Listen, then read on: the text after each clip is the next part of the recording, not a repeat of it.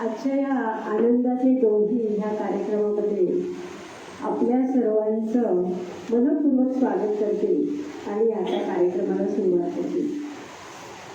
आपल्या सभोवती आनंदाचा डोह सगळीकडे भरलेला आहे आणि या डोहातला प्रत्येक तरंग हा आनंदाचा म्हणजे एवढ्या आनंदाचा असतो की आनंद हा स्वतःच आनंदी होऊन गेलेला आहे.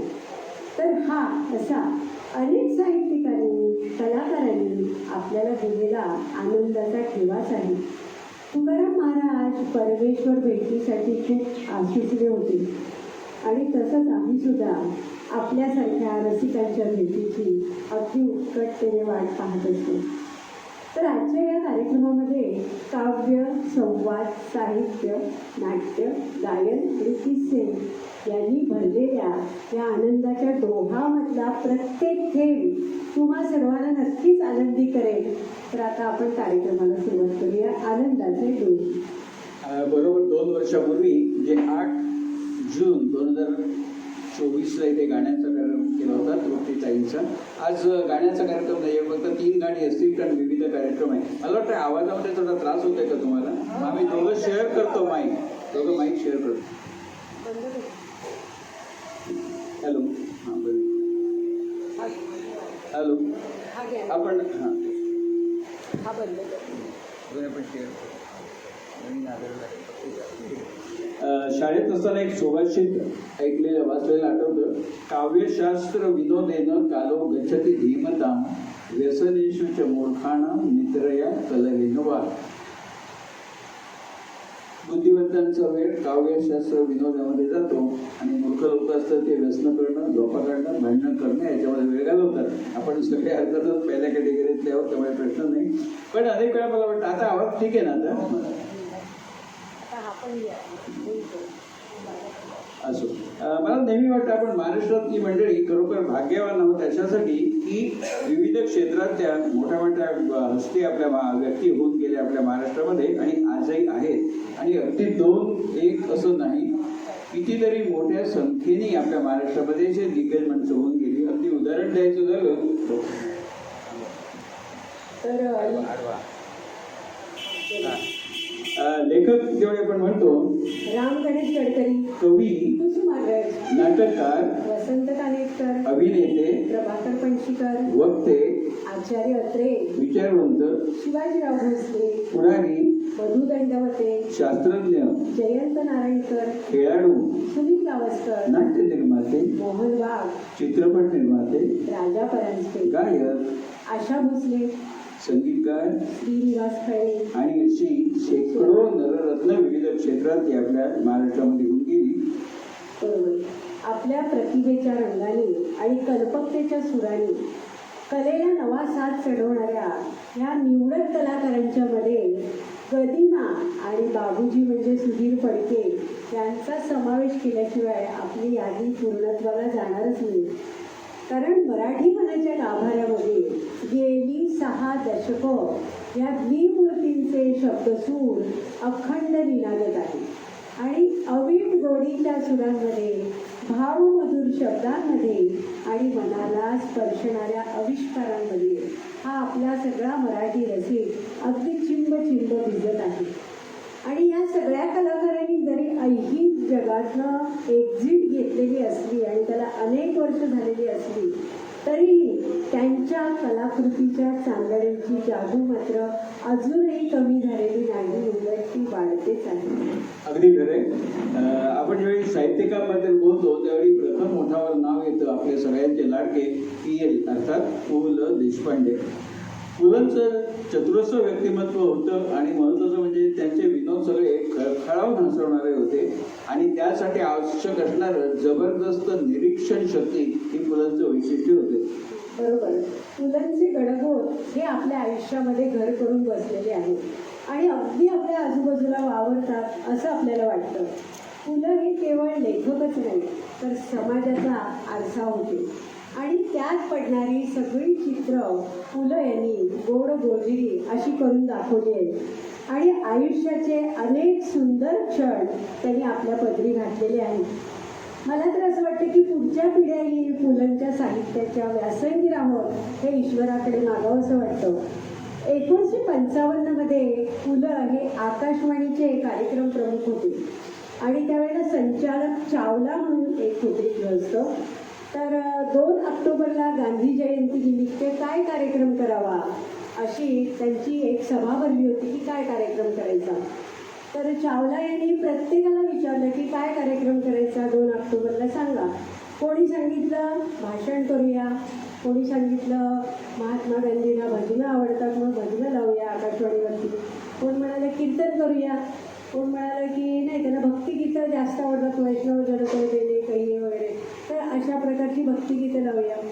आणि मग असं सगळं झाल्यावरती जे संचालक होते उद्या तर कार्यक्रम प्रमुख म्हणून त्यांना विचारलं की अहो आता तुम्ही कार्यक्रम प्रमुख आहात, तुम्ही सांगा कुठला कार्यक्रम करायचा.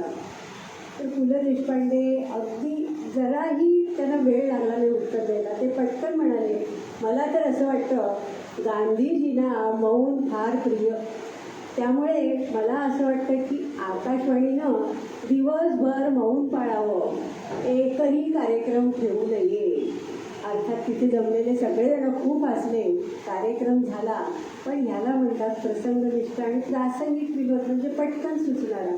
तो पुलंना सुचू जाणे, आपल्यासारख्याला पटकन सुचायचं नाही, पण ते त्यांना ती उपजतच त्यांना ईश्वरांनी निसर्गदत्त देणगी दिली. अगदी खरं आहे. मागाशी मी म्हटलं की जबरदस्त निरीक्षण शक्ती. पुलंनी एका पुस्तकात लिहिलं आहे की वर्तमानपत्र उघडलं की जास्तीत जास्त बातम्या या गुन्हेगारीच्या असतात आणि त्या गुन्हेगारांची नावं सुद्धा एक ठराविक प्रकारची असतात. बबलू, गुड्डू, पाक्या, याकूब वगैरे अशी ती नावं असतात ठरलेली. ते म्हणतात कधीतरी वर्तमानपत्रात तुम्ही अशी बातमी वाचलेली आठवतंय का हो की गणेश बर्वे आणि नितीन कुलकर्णी या 2 नामचीन गुंडांनी मध्यरात्री रेल्वेच्या यार्डात प्रवेश करून तिथल्या रखवालदाराचा खून केला आणि वॅगनमधला माल लुटून नेला, अशी बातमी कधीतरी वर्तमानपत्रात येते का? कधी येत नाही. ते म्हणतात की साठे, जोशी, आपटे, कुलकर्णी, ठाकूर, देसाई, बर्वे ही मंडळी काय जास्तीत जास्त गुन्हा करतील? ऑफिसच्या कामासाठी जर बाहेर पाठवलं असलं तर बसने प्रवास करतील आणि टॅक्सीचं भाडं ऑफिसकडनं क्लेम करतील. यापेक्षा जास्त गुन्हा त्यांच्या हातनं होणार नाही. हे जे निरीक्षण आहे पुलंचं ना, ते खरोखर अगदी कौतुकास्पद आहे. आणि पुलंच्या विरुद्ध म्हणजे गालातल्या गालात हसवणारे विनोद आपले ची वी जोशी, पुण्याचे ची वी जोशी. आणि ची वी जोशीने चिमणराव आणि गुंड्याभाऊ ही जोडी अगदी अजरामर करून टाकलेली आहे. गुंड्याभाऊ एकदा आजारी पडतात आणि डॉक्टर त्यांना सांगतात की तुमची तब्येत ठीक नाही आहे, तुम्हाला हाय ब्लड प्रेशरचा खूप त्रास होतो आहे, तर तुम्ही तुमची काळजी घेतली पाहिजे. तुम्ही जिना अजिबात चढू नका, पण तुम्ही जिना उतरलात तरी चालेल, असं डॉक्टर त्यांना म्हणाले. हे सगळं चिमणरावांची चराट जर आपण पूर्वी आपल्याला धडा होता पाठ्यपुस्तकामध्ये, त्याच्यामध्ये तुम्ही नक्कीच वाचलं असेल. की कसं आहे, 9वीत असताना धडा होता. ते ताई म्हणायला तसं डॉक्टर सांगतात जिना चढून उतरायला हरकत नाही. त्याचा विनोदच आहे की जिना चढलाच नाही तो उतरणार कसा. त्या काळी लिफ्ट वगैरे असं फारसं नव्हतं.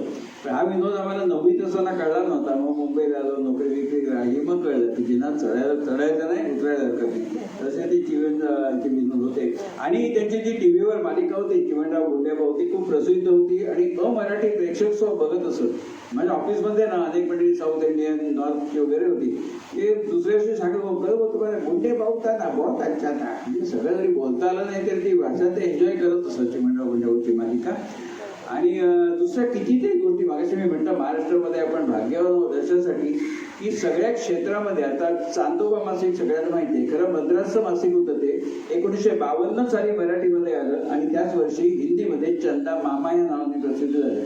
चांदोबा मासिक हे लहान मुलांचं मासिक म्हणून टॅगलाईन होती, पण ते कुटुंबाचं मासिक होतं. अशा प्रकारे त्यांनी एक जनमनावरती पगडा घेतला होता आणि त्यातले ठराविक कथा, चित्र, विक्रम, वेताळ वगैरे. आपण उत्सुकताच आहे पुढच्या अंकामध्ये या कथेचं पुढे काय होतं वगैरे, तशा अनेक गोष्टी आहेत याच्यामध्ये. तसे आपले साहित्यिक आचार्य अत्रे म्हणजे चतुरस्र व्यक्तिमत्व. त्याचं एक मी कसा झालो म्हणून पुस्तक आहे, मी कसा झालो. त्यामध्ये आचार्य अत्रेंनी लिहिलंय की सोपं लिहिणं हे खूप कठीण असतं आणि कठीण लिहिणं हे खूप सोपं असतं. तसं सोपं बोलणं हे खूप कठीण असतं आणि कठीण बोलणं हे खूप सोपं असतं. हे कुठेतरी मला भावलं, कारण त्यांच्या पुस्तकात वाचलेलं. बरोबर आहे. आणि मला असं वाटतं की ह्या वाक्याचा प्रभाव तुमच्यावरती आहे. कसं काय? कारण शेअर बाजार या विषयावरती लोकसत्तामधले तुमचे लेख अतिशय सोप्या भाषेमध्ये लिहिलेले असत आणि तुमचे टी व्ही आणि रेडिओवरचे कार्यक्रमही मी त्यावेळेला ऐकलेले आहेत. अगदी माझघरात बसून गप्पा गोष्टी कराव्या अशा साध्या सोप्या शब्दामध्ये तुम्ही शेअर बाजारासारखा आर्थिक विषय सगळ्यांना समजावून सांगत असत. मला वाटतं आपण थांबूया इथे, विषय ठाकूरांचा नाही आहे. पुढे कसं आहे, सोप्या शब्दामध्ये ना आईचे महत्त्व सांगणारे आपले गोविंदाग्रज म्हणजे राम गणेश गडकरी, त्यांनी आईच्या बद्दल किती छान सोप्या शब्दात सांगितले नाही का? होय होय. गोविंदाग्रज असं म्हणतात, ते हृदय कसे आईचे मी उगाच सांगत नाही, जे आनंदेही रडते दुःखात कसे ते होई. आज मला वाटतं मदर्स डे पण आहे ना, आज उद्या आहे. विविध क्षेत्रातले व्यक्ती मी म्हणतो तसं नाटकामध्ये नाटककार शन्ना नवरे, वसंत कानेटकर, कितीतरी मंडळी आहेत. शन्ना नवरेचं एक नाटक होतं छानपैकी, त्या नाटकाचं नाव होतं सूर राहू दे. त्यामध्ये पूर्वी सतीश दुबाची भूमिका करत असत, नंतर मग संजय मोने करायला लागले. त्या सूर्यरावले नाटकामध्ये असा प्रसंग आहे की शंकर घाणेकर जे अभिनेते होते त्यांची त्यामध्ये भूमिका आहे एका खेड्यातल्या डॉक्टरचा कंपाऊंडर म्हणून. शंकर घाणेकर इतके ताकदवान नट होते ना, 15-20 मिनिटाची भूमिका असली तरी ते वाव खाऊन जात असत. तर ते शंकर घाणेकरांची भूमिका खेड्यातल्या डॉक्टरचा कंपाऊंडर अशी होती. तर त्या प्रवेशामध्ये हा कंपाऊंडर आणि एक समाजसेवक दोघांच्या मध्ये संभाषण चालू असतं. ते शंकर घाणेकरच्या समाजसेवकाला म्हणतात, शंकर घाणेकरांचा आवाज थोडासा असा अनुनासिक होता जो विनोदी भूमिकेला पूरक असतो. तर त्या नाटकामध्ये शंकर घाणेकर म्हणतात, माझे वडील नेहमी म्हणायचे, जिथे आधीच प्रकाश आहे तिथे जाऊन मेणबत्ती लावण्यापेक्षा जिथे अंधार आहे तिथे जाऊन मेणबत्ती लावावी. म्हणजे अंधाराला जेवढा आनंद होतो त्यापेक्षा जास्त आनंद मेणबत्तीला होतो. म्हणजे हे लेखकाचं ताकद शब्दांची. तर तो समाजसेवक विचारतो, बरोबर आहे ना तुझे वडील म्हणतात, ते काय करतात तुझे वडील? इलेक्ट्रिसिटी बोर्डात वायरमन होते, शॉक लागून वारले. तो समाजसेवक म्हणतो, खरं रे बाबा, इलेक्ट्रिकची कामं जीवावरची धोक्याची कामं, ते शॉक लागतो. नाही त्यांना तसा शॉक नाही लागणार. मग मी 11वी SSLCला 11 वेळा नापास झालो, त्या शॉकने ते गेले.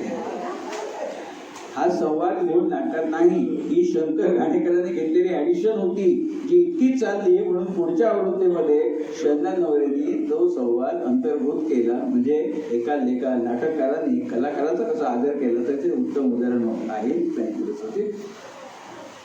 आणि अनेक मंडळी आता बघा ना, नाटकामध्ये आमचे प्रभाकर पंत पणशीकर म्हटल्यावर ते आपल्या डोळ्यासमोर येतात. नोमी नवेज मधला लोकोबा लोखंडे किंवा अश्रूंची झाली मुले मधला प्रिन्सिपाल विद्यानंद.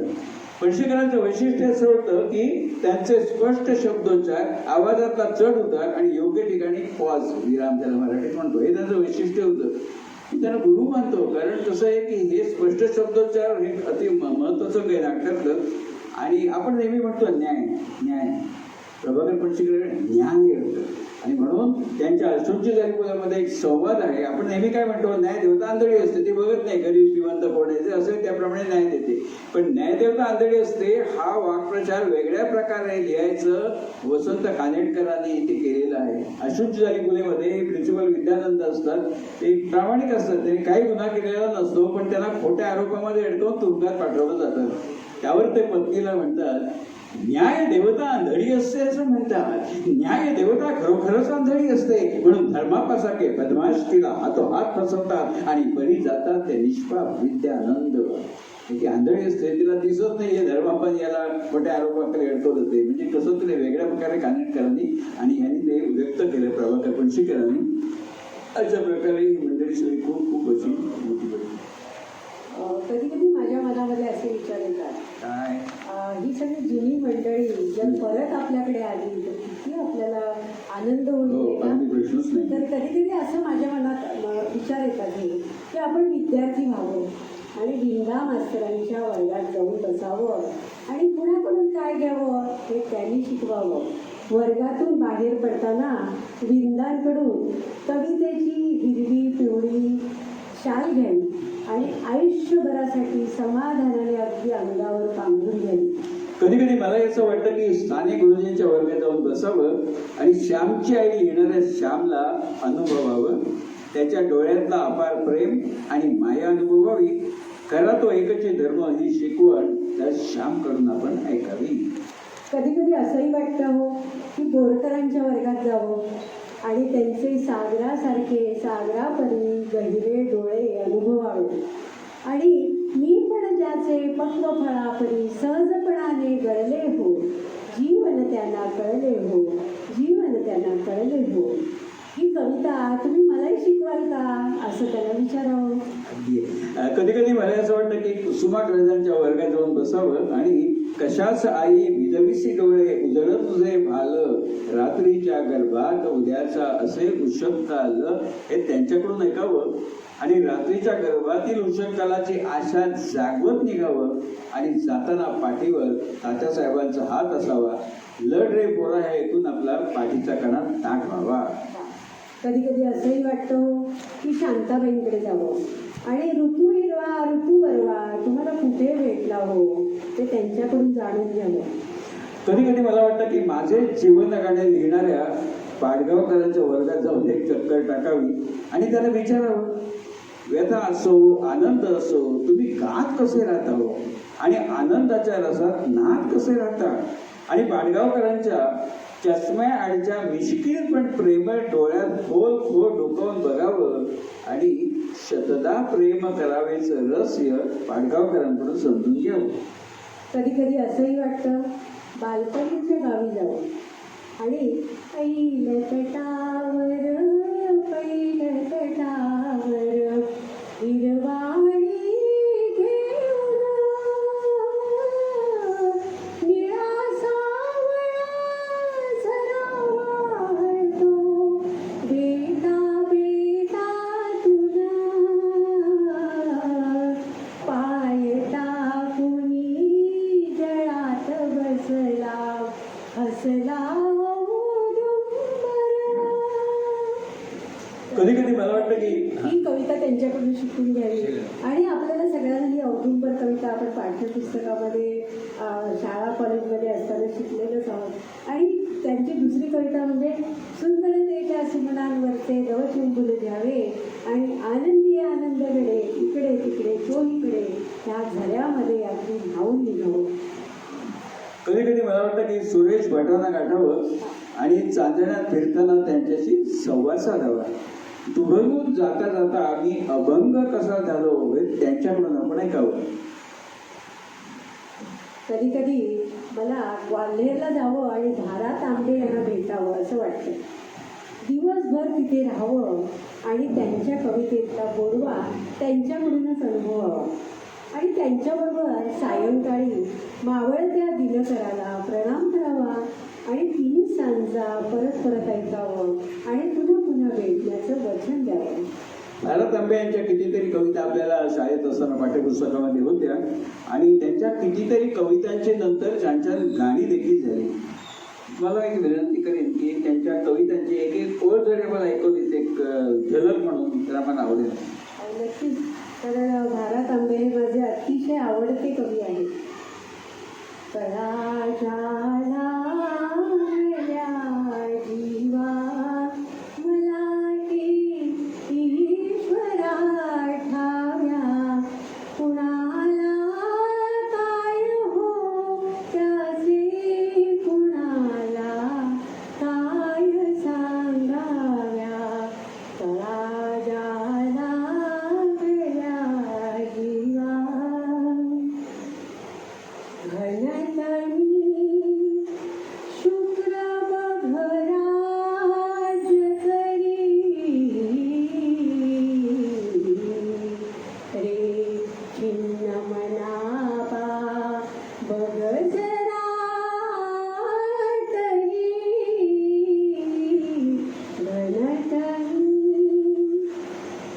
ते दूध तुझ्या घटात काधिक गोड वाटेल जशी काळ नागिणी सखे वैरण झाली नदी. तिन्ही सांजा सखे मिळाल्या, तिन्ही सांजा सखे मिळाल्या, देई वचना तुला आज पासून जीवे अधिक तू माझ्या हृदयाला. तिन्ही सांजा सखे मिळाल्या, मावळता दिनकरा अर्ध्य तुझे जोडून दोन्ही करा, मावळत्या दिनकरा.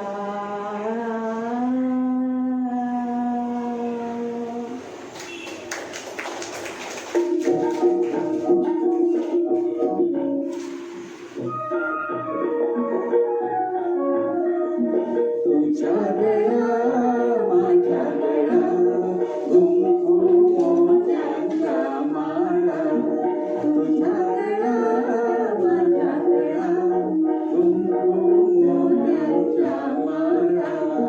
ताई आणखी कोणाला चल रे दादाचा मांडळा, तुझ्या गळा माझ्या गळा घुंगू मोत्यांचा माळा.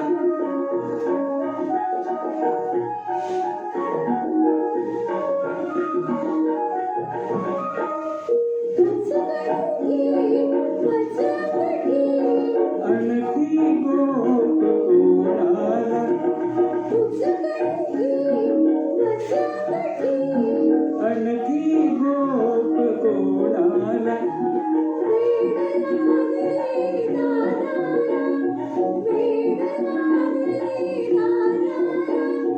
मला कुणाचे टाळीला तुझ्या गळा माझ्या गळा घुंगू मोत्यांचा माळा.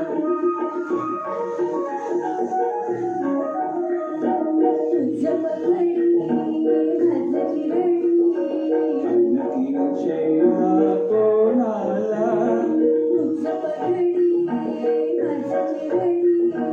आणखी शेळा कोणाला.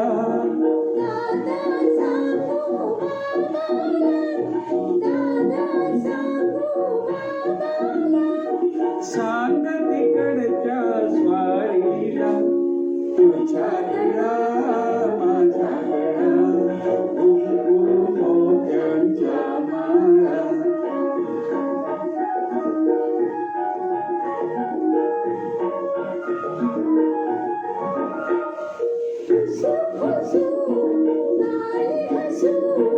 वरवर फुले रुसू रुसू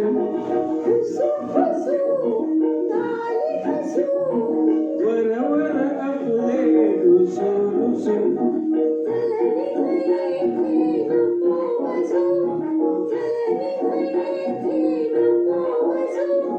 घर तर माझे तसो तसो तुझ्या गळा माझ्या गळा घुंगू मोत्यांचा माळा.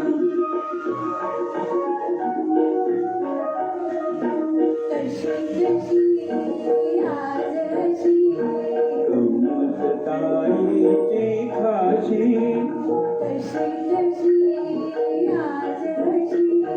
गंमत ताईची खाशी.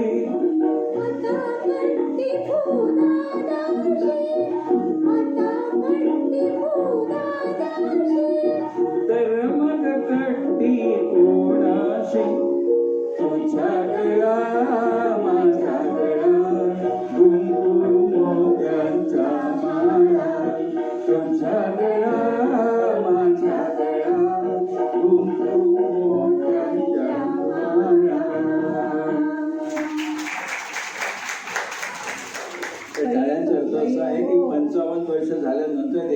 गाण्याची गोडी अवीट आहे हो. असं. आणि भारत आंबे यांचं हे अतिशय सुंदर गीत बहीण भावांच्या ममतेचं, प्रेमाचं आणि एकमेकाला चिडवण्याचं गमतीशीर असं हे गीत.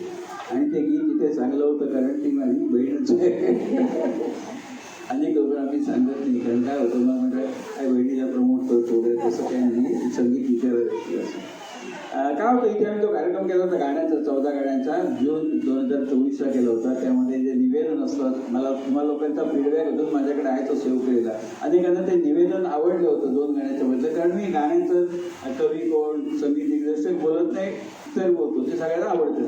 तर मध्यंतरी आम्ही 4 महिने झाले आपणा पदाच्या अंधेरी विभागाचा वर्धापन दिन होता तिथे गाण्याचा कार्यक्रम ठेवला होता. पण ते आपणा पदावाले म्हणाले की 1.5 तास तुम्हाला देऊ शकत नाही, 1 तास देऊ कारण इतर पण कार्यक्रम आहेत. म्हटलं ठीक आहे. मग ते म्हणाले तुम्ही गाणी म्हणा फक्त निवेदन करू नका. म्हटलं हरकत नाही मागणी तसं करून आम्ही फक्त गाणी म्हणते 9 गाणी बस 1 तासामध्ये निवेदन केलं नाही. पण काय झालं की त्या कार्यक्रमामध्ये आमचा गीततृप्ती बघितलेली 5 माणसं होती. ते नंतर भेटायला आली ती म्हणे तुमचं निवेदन छान असतं ऐकायला मी आलो तुम्ही निवेदन केलंच नाही असं का. आता त्यांना काय सांगणार आयोजकांनी सांगितलं होतं.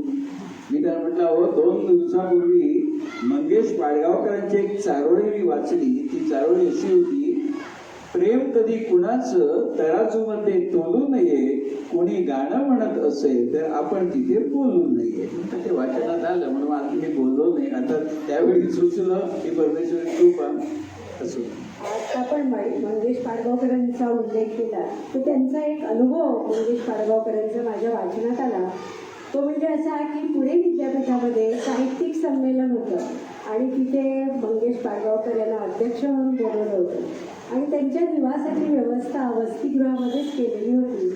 आणि त्या वसतिगृहाच्या समोर एक सुंदर अशी छोटीशी बाग होती.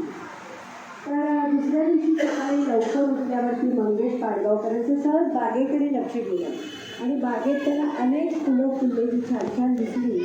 त्याच्यामध्ये एक असं खूप मोठं टपोरं आणि शोभिवंत असं फूल त्यांना दिसलं. त्याचं नाव त्यांना काही माहिती नव्हतं. पण त्या फुलाचा रंग त्याची प्रसन्नता हे सगळं बघून त्यांना खूप आनंद झाला.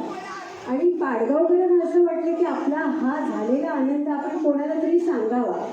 पण आता कोणाला सांगायचा. तेवढ्यामध्ये त्यांना एक स्वयंसेवक विद्यार्थी दिसला. त्याला त्यांनी जवळ बोलवलं आणि सांगितलं बाळा जरा इकडे ये रे. तू आला. अरे हे किती सुंदर फूल फुललंय बघ, किती छान, किती रंग सुंदर आहे त्याचा. त्या फुलाचं नाव काय आहे तुला माहिती आहे का. तो मुलगा अतिशय रुक्ष आवाजामध्ये आणि अगदी अरसिकतेने म्हणाला सर मला माहीत नाही, मी केमिस्ट्रीचा विद्यार्थी आहे. म्हणजे बघा रसायनशास्त्रामध्ये प्रभुत्व मिळवण्याची महत्त्वाकांक्षा असलेल्या विद्यार्थ्याला इतकं सुंदर फूल पाहून फुलावंसं वाटलं नाही, त्याच्यातला आनंदरस आपण घ्यावा आहे त्याला वाटलंच नाही. तर असा हा मंगेश पाडगावकरांचा अनुभव मी वाचलाय अलीकडे. त्याच्या उलट आपले पु ल देशपांडे फुलांबद्दल काही बोलल्या. फुलं आणि फुलं इतके सुंदर हे कॉम्बिनेशन आहे. वेगवेगळ्या फुलाविषयी पु ल देशपांडे यांनी वापरलेली विशेषणं आणि वापरलेली क्रियापदं इतकी अप्रतिम आहे. त्या ताईंकडूनच ऐकायला खूप बरं वाटेल कारण त्या शिक्षिका होत्या 34 वर्ष. फुलं वेचावी पारिजातकाची, फुले माळावी मोगऱ्याची, फुले जपावी बकुळीची, फुले दरवळावी चाफ्याची, फुले फुलावी गुलाबाची, फुले वाहावी अनंताची, फुलं बहरावी बहाव्याची, फुले घमघमावी रातराणीची, फुलं फुलावी कमळाची आणि फुलं झुलावी मधुमालतीची, फुलं रंगावी जास्वंदीची आणि फुलं भरावी केळ्याची, फुलं मोहरावी आंब्याची, फुले ओघळावी बुट्ट्याची आणि फुले दिखावी बोगनवेलीची, फुले स्मरावी बाभळीची, फुले लाघवी अबोलीची, फुले निगरवी गोकर्णीची, फुले उधळावी झेंडूची, फुले तोलावी केशराची, फुले उमलावी ब्रह्मकमळाची आणि फुले निरखावी कृष्णकमळाची, फुले निरखावी कृष्णकमळाची. कारण कृष्णकमळाचं फूल आपण सगळ्यांनी पाहिलेलं असेलच. निळ्या रंगाचं फुल आणि अतिशय देखणं फुल असं त्याला म्हणतात. त्याचप्रमाणे त्याला राखी फुल सुद्धा म्हणतात, कारण ते राखीसारखा त्याचा आकार असतो आणि सुंदर सुंदर 100 बाजूला पाकळ्या बारीक बारीक आणि मध्ये 5 आणि मध्ये जे असतं ते कृष्णाच्या बासरीप्रमाणे असतं, म्हणून त्याला कृष्ण कमळ नाव दिलं असावं असं वाटतं. फुलांबद्दल फुले एवढे बोलले मला आठवण झाली. मी सज्जनगडला गेलो होतो, तिथे एक कीर्तन चाललं होतं. त्या कीर्तनामध्ये बुवानी एक छान उदाहरण सांगितलं. ते त्यांनी सांगितलं असं नाही, कोणीतरी लिहिलेलंच आहे. कसं आहे, प्रत्येक गोष्ट कोणी स्वतः करत नाही, वाचलेली असते, ऐकलेली असते, कोणीतरी लिहिलेली असते. कारण व्यासोच्छिष्ट जगत सर्व, कोणी ओरिजिनल काय असत नाही. पण त्यांनी ते छान सांगितलं होतं. ते म्हणाले क्षमा म्हणजे काय, क्षमा म्हणजे काय, चुरगळलेल्या फुलाच्या पाकळ्यांनी दिलेला सुगंध म्हणजे क्षमा. किती एका वाक्यात त्यांनी छान सांगितलं होतं. चुरगळलेल्या फुलाच्या पाकळ्यांनी दिलेला सुगंध म्हणजे क्षमा. असो, मगाशी शेअर बाजाराचा उल्लेख झाला. मी त्यानिमित्त देशभर भरपूर व्याख्यानं केली शेअर बाजार लोकांना करून देण्यासाठी. आणि बाहेर गेलं ना की आपलं मन विशाल होतं, अनेक गोष्टी कळत असतात. जसं मी इथं साताऱ्याच्या लांब एक खेडं होतं, तिथे गेलो. ते एक छोटं खेडं होतं. त्या गृहिणी आजी होत्या. त्या मला म्हणाल्या कुठून आला, म्हटलं मुंबईहून. बरं आहे तुम्हाला मुंबईकरांचं, हां बटन दाबलं की दिवा लागतो, नळ सोडला की पाणी येतं. आमच्याकडे म्हणाले 24 तास विजेचा लपंडाव चालू असतो. फ्रीजमधल्या वस्तू खराब होतात, पाणी आहे टाकीत पण वर चढवता येत नाही, मिक्सर लावता येत नाही, किती वेळ आम्हाला त्रास असतो. तुमचं बरं आहे. आणि तसंच एक अहमदनगरपासून लांब खेड्यामधून जात होतो, तर वही 12-14 वर्षाच्या मुली डोक्यावर हंडा, कमरेवर कळशी घेऊन भर दुपारी उन्हातनं 3-4 किलोमीटर पाणी घेऊन येतात. परत एक हंडाने कळशी पाणी पुरत नाही. ते झालं की पुन्हा केव्हा मारत असतील. जे ज्या वयामध्ये खेळायचं, बागडायचं, शिकायचं, त्या वयामध्ये एवढ्या छोट्या मुली घेऊन येतात. आणि डोळ्यासमोर उभं राहिलं चित्र की स्वतः माझी मुलगी जर 14 वर्षाची एवढे पाणी घेऊन येत असेल, मला धीर होईल का बादीवर पाणी आंघोळ करायचं. मी डोळ्यासमोर उभं राहतो. तर मी ताईला एकदा सांगितलं, म्हटलं एवढ्या छोट्या छोट्या मुली पाणी घेऊन येतात, ते वाईट दिसतं. तर तृप्तीताईंनी लगेच त्याच्यावरती एक कविता केली आणि त्या कवितेला राज्यस्तरीय प्रथम पुरस्कार मिळाला. मला वाटतं ती कविता छोटीशी आहे, आपण ऐकूया.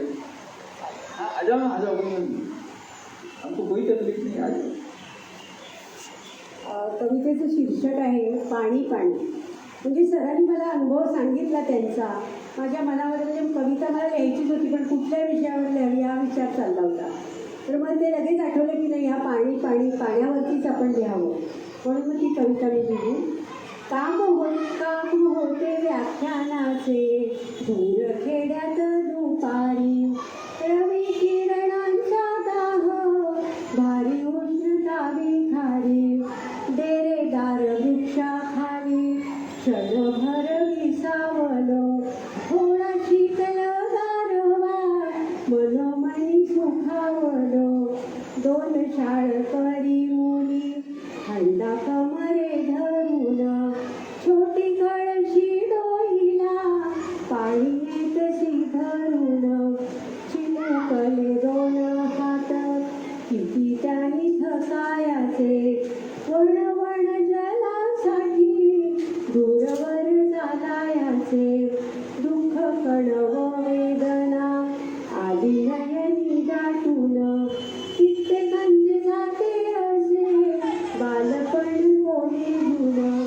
संभाषणातून कळे रोज असेच न्यायचे, पाणी तर रोज हवे मग काय करायचे, रोज स्नानासाठी किती घेतो बादल्या भरून, आता पुरेसे घेईना पूर्ण विचार करून, सारे शहरी आपण पाणी जपून वापरू, खेड्यातील बांधवांचे कष्टप्रद जीण स्मरू, खेड्यातील बांधवांचे कष्टप्रद जीण स्मरू, कष्टप्रद जीण स्मरू.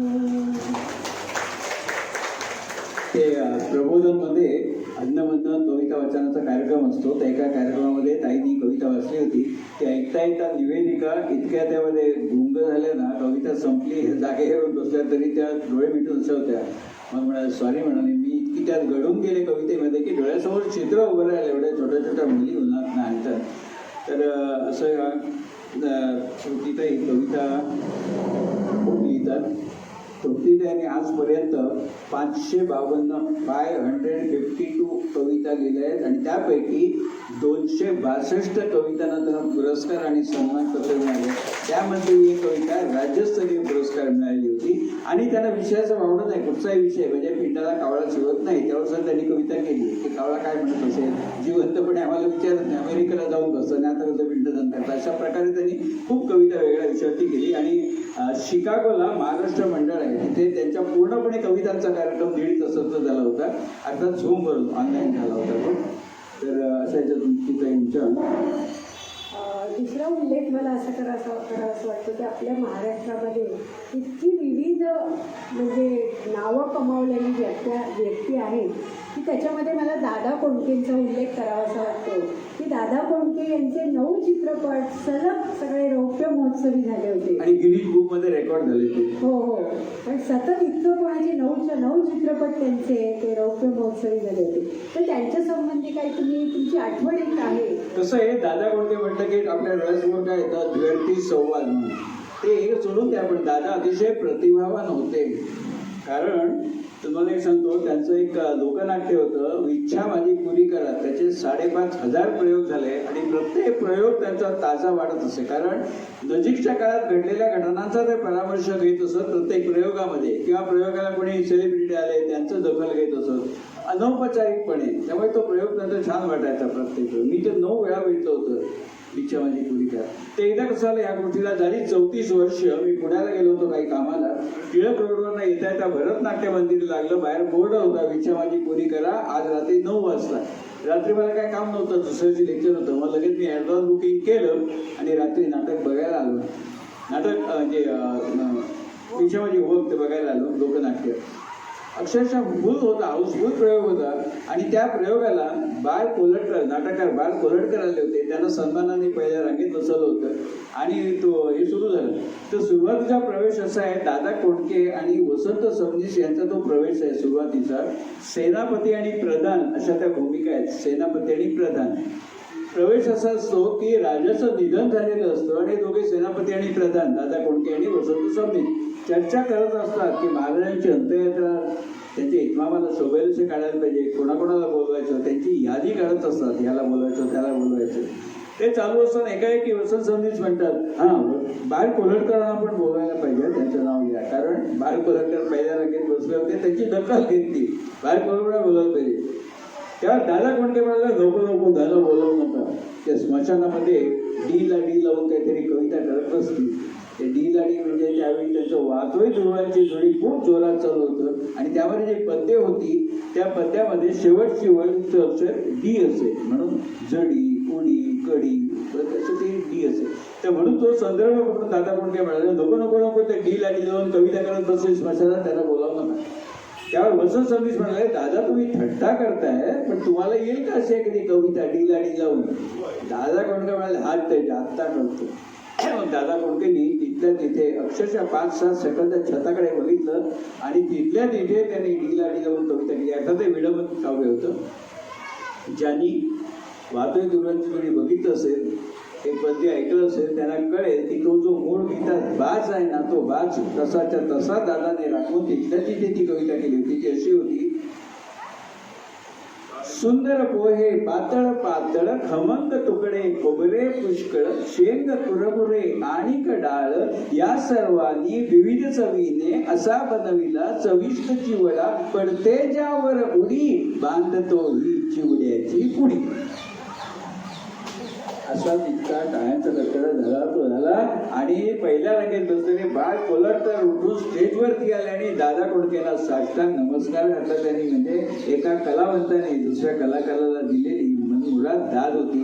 पण मला अजून एक खंत वाटते की त्या काळी 43 वर्षापूर्वी मोबाईल नव्हते, तर असते ना तर त्या सोनेरी क्षणाचा मी फोटो काढला असं मोबाईलवरती की बाळ कोलटकर साष्टांग नमस्कार घातला त्यांनी. म्हणजे काय प्रतिभा होती दादा कोंडके.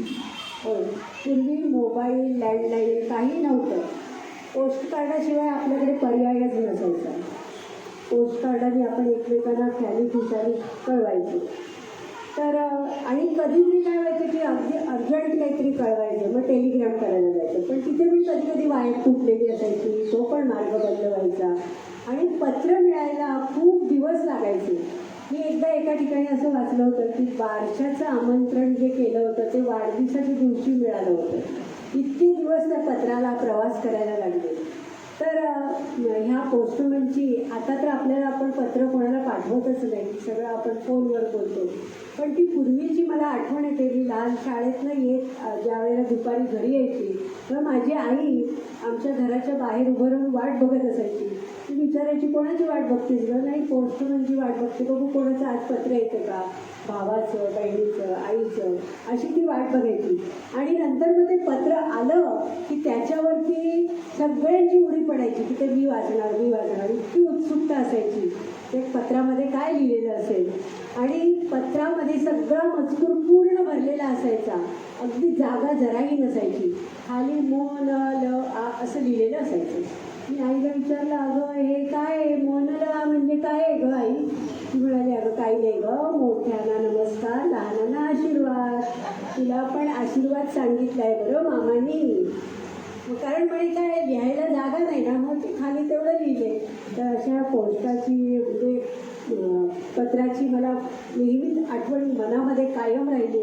आता आपण फोनवरती एकमेकांशी बोलतो, पण त्या पत्रामध्ये जो जिव्हाळा होता, ममता होती, प्रेम होतं, ते फोनवरच्या बोलण्यामध्ये नाही. ती आत्मीयता कुठेतरी कमी झालेली आहे असं मला वाटतं. अर्थात आपण मोबाईलमुळे कितीतरी गोष्टी आपल्याला सुलभ झाल्या आहेत, जलद झाल्या आहेत. पटापट आपण कोणाशी संपर्क करू शकतो, बोलू शकतो. पण काही वेळेला काय होतं, या मोबाईलचा इतका अतिरेक होतो की प्रत्येकाला आपल्या स्त्री वर्गाला तर अनुभव असेलच हा, की आपण काहीतरी आपण सांगायला जातो घरातल्या आपल्या यजमानांना, मिस्टरांना, त्यांचं लक्षच नसतं तिकडे. चहा थंड होतो आणि किती वेळा हाका मारला तरी लक्षच. जास्त करून कोरोना काळामध्ये फार झालं की सतत मोबाईल हातामध्ये असतो. तर ह्याच्यावरती मी एक विडंबन काढून लिहिलं. ते अवघाची संसार यामध्ये गाणं होतं, जे वेड मजला लागले तुझला कधी लागेल का, त्याच्यावरती मी ते मोबाईलचं वेड अशी कविता लिहिली होती. तर ती कविता ठाकूर सर खूप छान म्हणतात, तर ते तुम्हाला ऐकवतील.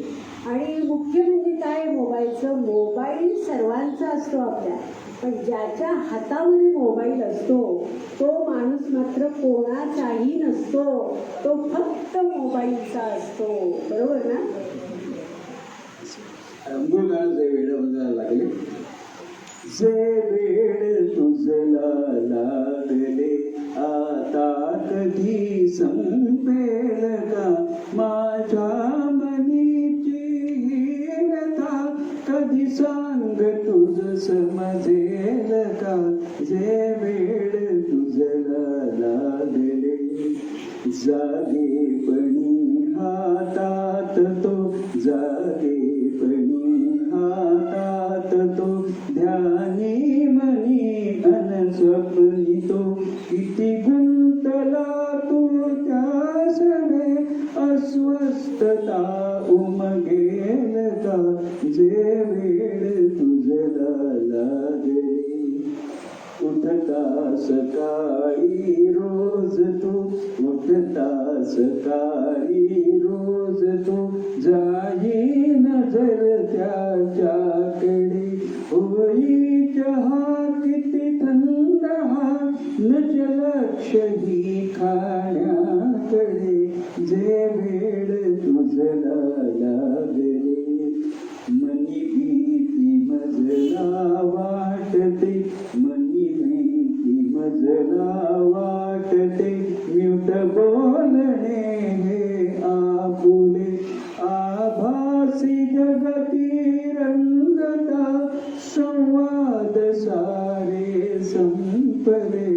जे वेळ तुझला लागले आता कधी संपेल का, माझ्या मनीची व्यथा कधी सांग तुझ समजेल का.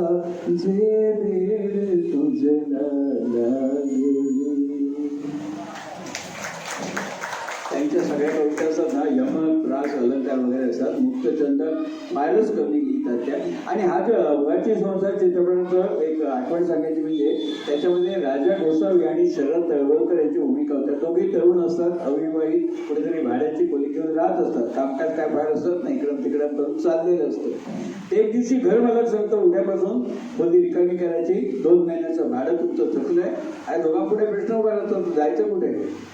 तेवढ्यामध्ये राजाभाऊनी कुठच्या तरी स्पर्धेसाठी कविता पाठवलेली असते. त्या कवितेला पहिला क्रमांक मिळाल्याचं पत्र येतं आणि त्यात लिहिलेलं असतं तुमच्या कवितेला 200 रुपयाचं बक्षीस मिळाले, 8 दिवसामध्ये मन्यॉर्डर येईल. ते राजाभाऊ ते पत्र घेऊन घरमालकाला दाखवतात की 8 दिवस थांबा, माझे 200 रुपये येत आहेत. घरमालक म्हणतो ठीक आहे, पैसे काय बुडत नाही, ती राहा म्हणा. आणि राजाभाऊ ही आनंदाची बातमी सांगायला शरद तळवळकर आत्या खोलीमध्ये कपड्यांना इस्त्री करत असतात. बघा तो चित्रपट आहे अजून युट्यूबवरती. शरद तळवळकर कपड्यांना इस्त्री करत असतात. तेवढ्यात राजाभाऊ जातात, सांगते शर्या काय करतोय, थांब रे, बाजूला ठेवतो, मी काय जमतोय ते कधी. आनंदाची बातमी आहे, अरे माझ्या कवितेला बक्षीस मिळालं 200 रुपयाचं, आता आपल्याला खोली सोडायला नको. हे सांगत असताना शरद तळवळकर ज्यावेळी राजाभाऊ म्हणतात थांब रे बंद करते, त्यावेळी शरद तळवळकर कपड्यांना इस्त्री करत असताना ती इस्त्री तशीच ठेवतात आणि ऐकत बसतात. असं आता मला सांगा, शूटिंग चालू असताना इस्त्री गरम नव्हती ठीक आहे, पण ती गरम व्हायचं समजून त्याने इस्त्री अशी ठेवायला पाहिजे ना. ती तळवळकरांनी तशी ठेवली, म्हणजे तो शर्ट जळून नाही का जाणार. मी टीका करत नाही, ही मोठी माणसं आहेत, पण अनेक वेळा छोट्या छोट्या गोष्टीमध्ये देखील माणूस लक्षात येत नाही. आता गमत बघा, ती इस्त्री तशी ठेवली तर ती शर्ट जळून जाईल, पण ती अशी ठेवायचं लक्षात नाही आलं शरद तळवळकरांच्या. राजाभाऊ तिथे होते शूटिंगच्या वेळी, जे त्यांचा दोघांचा सीन होता, राजाभाऊच्या लक्षात आलं नाही, कॅमेरामनच्या लक्षात आलं नाही, दिग्दर्शकाच्या लक्षात आलं नाही, सेटवर एवढी मंडळी तेवढ्याच्या लक्षात आलं नाही. तात्पर्य एखादी छोटी गोष्ट राहून जाते. मी पुन्हा सांगतो, टीका करत नाही, गंमत म्हणून आपण त्याच्यातली घ्यायची अशी. त्यावेळी त्यांनी ती, आणि ह्या अशा गोष्टी असत ना, तर त्यावेळी फिल्मफेअर म्हणून एक पाक्षिक असे, फिल्मफेअर टाइम्स ऑफ इंडियाचं, त्यामध्ये सगळे फिल्मी दुनियेवरती असे. मला त्याच्यात रस नसे, फक्त एकच त्याच्यात कॉलम असे फिल्मफेअरमध्ये. त्या कॉलमचं नाव होतं रीडर्स डू नॉट डायजेस्ट. त्याकडे रीडर्स डायजेस्ट म्हणून एक मासिक होतं, त्यावरून त्या कॉलमचं नाव होतं रीडर्स डू नॉट डायजेस्ट. रीडर्सना पटत नाही, काय पटत नाही अशा गोष्टी. तर त्यामध्ये असे प्रसंग ज्या चुका असतात ना, त्या लिहिलेल्या असतात. त्यामुळे तेवढ्यापुरतं मी वाचत असतो. छोट्या छोट्या चुका हो असं दाखवलं, हिरोईन मद्रासला जातात, गार्डनमध्ये गाणं म्हणत फिरत असतात आणि गार्डनच्या बाजूने PSTची बस जाते. आता मद्रासमध्ये PST कुठे गेली, म्हणजे शूटिंग मुंबईत झालंय कळतंय ना. अशा गोष्टी त्याच्यात लिहिलेल्या असतात. तरी मजा वाटायची वाचायला सगळं असो. आणि तो काळ असा होता ना की ब्लॅक अँड व्हाईटचा जमाना होता. आणि ब्लॅक अँड व्हाईट असेल तरी अतिशय चांगले चांगले त्यावेळी कार्यक्रम होते. गजरा होता, आज पर्यास होता, प्रतिभा आणि प्रतिमा म्हणून रविवारी सकाळी सुहासिनी मुळगावकर मुलाखती घेत असत. तर त्यावेळी एकांकिका असत. एक एकांकिका होती अशी, त्याचं नाव होतं देवा शपथ खरं सांगेन. प्रसंग असा दाखवलाय की 85 वर्षाची आजी, 85 वर्षाचे आजोबा आणि 80 वर्षाची आजी दोघं जण आयुष्याच्या संध्याकाळी गप्पा मारत असतात. गत आयुष्यात काय झालं, आठवणी वगैरे सांगत असतात. तर ते आजोबा काही आठवणी सांगतात, आजी काही आठवणी सांगतात, मग पुन्हा आजोबा काही आठवणी सांगतात. मग आजी शेवटी सिक्सर मारून अशी एक आठवण सांगते, घडलेली घटना, की जी ऐकून आजोबा खूप चिडायला पाहिजे होते, पण प्रत्यक्षात ते चिडत नाही, ते वेगळ्याच प्रकारे रिॲक्ट होतात. ते कसे होतात ते बघूया. देवासोबत खरं सांगेन, 85 वर्षाचे आजोबा आणि 80 वर्षाची आजी. अहो, स्वेटर घातलात का? बाहेर थंडी खूप जास्त आहे हो. नाही, स्वेटर नाही घातला, वाघोबाचं कातडं पांघरलंय. अगो बाई, वाघोबा का? माझी आई म्हणायची. काय म्हणायची? पार्वती, तुझा नवरा अगदी शेळीसारखा गरीब आहे हो. म्हणून आहे तुझी आई. काय हो, तिला मरून 25 वर्ष झाली हो. आपल्याच घरी आली होती. एकाएकी ताप भरला आणि त्या दुखण्यातनं वरती उठलीच नाही हो. आणि माझ्या बरीच मनाला ही गोष्ट खूप लागून राहिली हो. पार्वती, तुला एक सांगू का? काय? तुला धक्का बसेल. तू असं कर, तुझी ती गोळी आधी घे. अहो, कशाला? सकाळी मी गोळी घेतलीये. नाही, मी आता तुला सांगणार आहे ना, ते ऐकून तुला बीपीच्या गोळीची गरज भासले. बारीक बिराडीत ना घे. द्या द्या ते भांड इकडे. आहे गोळी इथे. सांगा आता काय सांगायचं ते सांगा बघू. तुला आठवतं ना, तुझी आई आपल्याकडे राहायला आली होती. ते एखाद्या दिवशी रात्री ती जेवण झाल्यावर झोपाळ्यावर जाऊन बसली आणि थोड्या वेळाने भूत भूत असं किंचाळत माझ्या गेली. होय हो, झोपाळ्याच्या मागे तिला खिडकीतून भूत दिसलं म्हणे आणि ती इतकी घाबरली की किंचाळत माझघरात आली आणि दुसऱ्या दिवशी बॅग घेऊन जी घरी गेली ती परत आपल्या घरी आली नाही हो. तुला सांगतो पार्वती, ते भूत नव्हतं. अहो म्हणजे काय? आणि तुम्हाला कसं हो माहिती? अगं ते भूत नव्हतं. तुझी आई बरं का 1.5 महिना झाला तरी मुक्काम हलवायची तयारी नाही, म्हणून मीच ती युक्ती केली होती. कसली युक्ती केली? अगं बाजारात जाऊन दुकानातून भूताचा मुखवटा घेऊन आलो आणि तुझी आई झोपाळ्यावर बसली तेव्हा मागच्या खिडकीपाशी जाऊन तो मुखवटा लावला. अंगावर काही घोंगडी बांगरली आणि हलकासा आवाज केला. तो ऐकून तुझ्या आईनं मागे वळून बघितलं आणि भूत भूत म्हणून किंचाळलं. काय होई तुमची करणी? हा, असं शोभतं का हो तुम्हाला असं वागणं? माझ्या आईशी तुम्ही असं वागलात आणि माझ्या बाबांशी सुद्धा तुम्ही प्रतारणा केली हो. बोलू देणार नाही. तुझ्या बाबांची कसली प्रतारणा केली मी? सांगते ऐका बघा. बाबा अखेरच्या टप्प्यात मृत्यूशी झुंज देत होते हो. होय होय. त्यांना आपल्या मुलीची म्हणजे माझी सतत काळजी असायची हो. कारण माहितीये तुम्हाला असं दारूचा जुगाराचा नाद माझं कसं होईल ही सारखी त्यांना चिंता असायची हो. मित्राकडून त्यांनी 1,000 रुपये उसने घेतले होते आणि तुमच्याकडे दिले ते त्याला द्यायला. होय होय होय. अगं ते 1,000 रुपये बरं का त्यांच्या मित्राला म्हणजे गणपतरावांना द्यायचे होते, म्हणून मी ते 1,000 रुपये घेऊन घराबाहेर पडलो. अहो नंतर गणपतराव भेटले मला. ते 1,000 रुपये तुम्ही त्यांना दिलेच नाही. हा, अहो बरं दिसतं का हो हे? आणि दुसरी गोष्ट म्हणजे मृत्यूशय्येवर तुम्ही माझ्या बाबांना वचन दिलं होतं. कसलं वचन? उद्यापासून दारू आणि जुगार सोडेल असं. किती शाण्यासारखं वचन दिलं हो. मला तर खूप धन्य धन्य झाल्यासारखं वाटलं होतं हो. तुला एक सांगू का? तू आधी पाणी पी. काय नको, सारखं पाणी पाजून मला काय मारायचे की काय तुम्हाला? बोला तुम्ही काय ते. अगं तुझ्या बाबांकडून मी 1,000 रुपये घेऊन बाहेर पडलो, पण ते 1,000 रुपये गणपतरावाला दिलेच नाही. ते मला माहित आहे हो, पण केलं काय त्या पैशाचं ते सांगा ना. अड्ड्यावर जाऊन जुगार खेळलो आणि जुगारात बऱ्यापैकी हरलो आणि ते हरल्याचं दुःख विसरायसाठी बरं का बारमध्ये जाऊन दारू पीत बसलो. काय होय?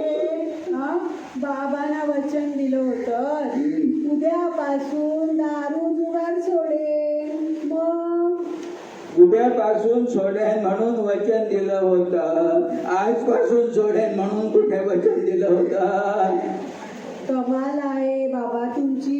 परमेश्वरा सोडव रे बाबा मला या माणसापासून. हा बरं, मी पण आता तुम्हाला एक गोष्ट सांगणार आहे बरं का. सांग सांग, पण तू पार्वती आधी पाणी पितो. नको नको, मी सांगते ते ऐकल्यावर तुम्हालाच पाण्याची गरज लागेल. हो, हे घ्या पाणी. बरं, दे इकडे. तू ऐकायची नाही, मूर्खा वेगळा हट्टी स्वभाव तुझा. शेजारच्या मालती बाई बघ कशा समजूतदार आहेत त्या. हो का, सकाळी उठल्यापासून त्या मेलीचं नाव तुमच्या तोंडात अडकत असतं सारखं, सुपारीचा कण अडकल्यासारखं. बरं मरू दे ती मालती बाई. तू काय सांगणार होती ते आधी सांग. सांगते बरं. आठवतं का तुम्हाला, काय? लग्नात आपण एकमेकांना हार घातले आणि त्याच क्षणी तुमची आत्या बेशुद्ध पडली. अगं बरोबर आहे, माझ्या लग्नामध्ये माझ्या आत्यानी खूप मेहनत केली होती, ती थकली होती म्हणून बेशुद्ध पडली. आणि मग माझ्या बाबांनी बरं का तिच्या तोंडावर पाणी मारलं आणि मग ती शुद्धीत आली. पण त्यानंतर आपल्या घरी तिचं येणं जाणं खूपच कमी झालं नाही का? नाही हो, आत्या थकली म्हणून बेशुद्ध नाही पडली. मग ती का बेशुद्ध पडली हे कारण मला माहित होतं. काय कारण होतं? सांगते, पाणी प्या आधी. आग लागत तुझ्या पाण्याला, त्यातून मला सांग काय झालं होतं ते. सांगते हा, ऐका बरं. मी अशी दिसायला बेताची. काय म्हणाली तू? मी अशी दिसायला बेताची. हे बाबतीत बरोबर बोलली. तेवढं बरोबर ऐकायला आलं हो तुम्हाला. हा, तर मी काय म्हणत होते, तू म्हणत होतीस की तू अशी दिसायला बेताची. परत तेच बोलू नका हो. त्यामुळे अहो माझं लग्न ठरत नव्हतं. साहजिकच आहे. सगळीकडनं नकार यायचे. मग माझ्या आजीनं एक युक्ती केली बरं. तुला सांगतो, तुझी आजी म्हणजे देव माणूस होती, देव माणूस.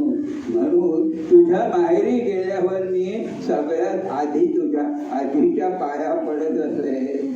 होय हो, त्याच देव माणूस आजीनं सुचवलं बरं. काय? तुमची आत्या बघायला आली आणि पोहे चहा घेऊन मला नाही पाठवलं बरं, माझ्या मावस बहिणीला पाठवलं.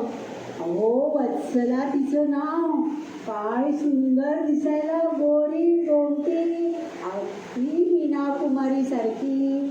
तुम्हाला म्हणे मीना कुमारी खूप आवडायची. मीना कुमारी मरू दे, पुढे काय झालं सांग. सांगते. आत्या वत्सलेला न्याहाळून बघत होती. तिच्याकडे बघून एकदम खुश झाली. तिथल्या तिथे होकार दिला, लग्नाची तारीख ठरवली आणि म्हणाली, माझा भाचा माझ्या शब्दाबाहेर नाही हो. बरोबर आहे. माझी पसंती तीच त्याची पसंती. आणि 1 महिन्यानंतर प्रत्यक्ष लग्नाच्या वेळी आमच्या घरच्यांनी बोल्यावर वत्सलेऐवजी मला उभी केली. आणि तुम्ही माळ घातलीत ना माझ्या गळ्यात बरं. आणि ती माळ घालताना माझा चेहरा दिसल्यावर तुमची आत्या बेशुद्ध पडली.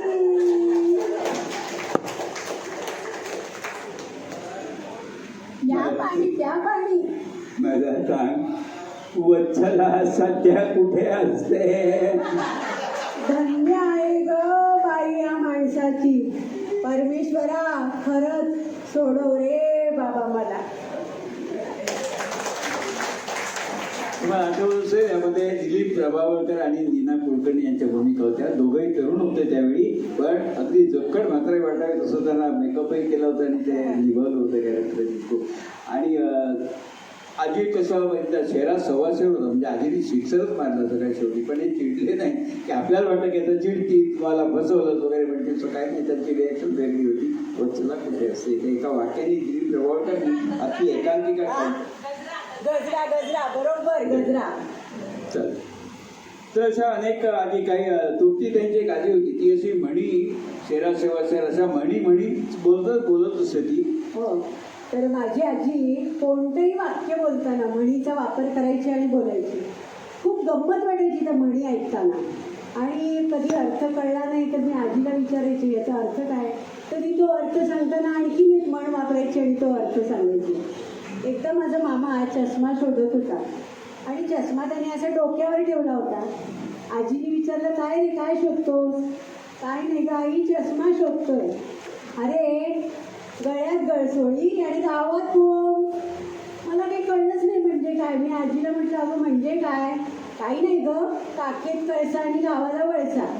हां, म्हणजे त्याच्या डोक्यावर चष्मा आहे, तो तिला जवळ कसूनही दिसला नाही असा अर्थ. आता या म्हणी कधी कधी आठवतात, आजीची आठवण येते आणि कधी हसू येतं आणि तिची आठवण मात्र नेहमीच होते. तर अशीच एक शिक्षिका आहे, ती तिच्या मुलाशी बोलताना म्हणीच वापरून बोलते. आता ह्या नाट्यछटेमध्ये ती मुलाचा आपला अभ्यास घेते आणि अभ्यास घेताना ती कशी बोलते आपल्या मुलाशी ते मी आता ऐकवते. त्या नाट्यछटेचं नाव आहे तुम्हाला म्हणून सांगते. ही नाट्यछटा मीच लिहिलेली आहे आणि ती पुष्कळ ग्रुपवरती पण मी टाकली होती त्यावेळेला. अरे आत्ता अभ्यासाला बसतोस? रात्र झाली, दिवस गेला उठारेटी, रात्र होता कापूस वेची. आणि हे काय, सर्वच विषयाचा अभ्यास राहिला? अरे काय एक विषय पूर्ण कर, नाहीतर आहेच एक ना धड वाराभर चिंध्या. अरे किती वेळा तुला सांगायचं, पण म्हणतात ना, नळी फुंकली सोनारे, इकडून तिकडे गेले वारे. लोकांना असं वाटतं आई शिक्षिका आहे म्हणजे मुलगा सुद्धा खाण तशी माती असेल, पण कशात काय आणि फाटक्यात काय हो. अरे तुला नेहमी सांगते, काय अडत असेल तर विचार मला, पण तुझा आपला नन्नाचा पाडा. आणि बरं मदत कोणाची नाही हो मला घरामध्ये. सासूबाईंना काही सांगायला जावं तर त्यांच्या अडचणीचा पाडा त्या इतका वाचतात की भीक नको पण पुत्र आवर अशी गत होते. आणि आमचे धाकटे धीर येडा बनून पेढा खाणारे आणि जाऊबाई काय खाली मुंडी पाताळ गुंडी.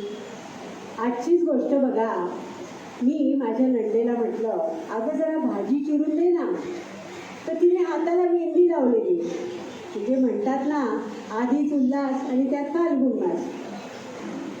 बरं, या सगळ्यांना सांभाळताना माझी मात्र पुरेवाट होते हो.